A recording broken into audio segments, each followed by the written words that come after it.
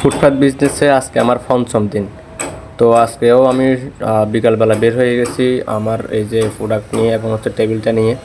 তো এখন বসবো হচ্ছে আমি চকবাজার থানা রোডের সামনে। তো দেখা যাক আজকে কেমন সেল করতে পারি। আজকেও বসছি হচ্ছে ওটিজি ফ্যান এবং হচ্ছে আমার দুটা বড় ফ্যান, এগুলো নিয়ে বসছি।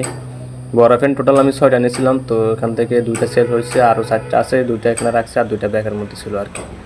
তো দেখা যাক কেমন সেল করতে পারি। আর অবশ্যই আমার জন্য একটু সবাই দোয়া করবেন যাতে আমি ভালো করে কিছু একটা করতে পারি আর কি।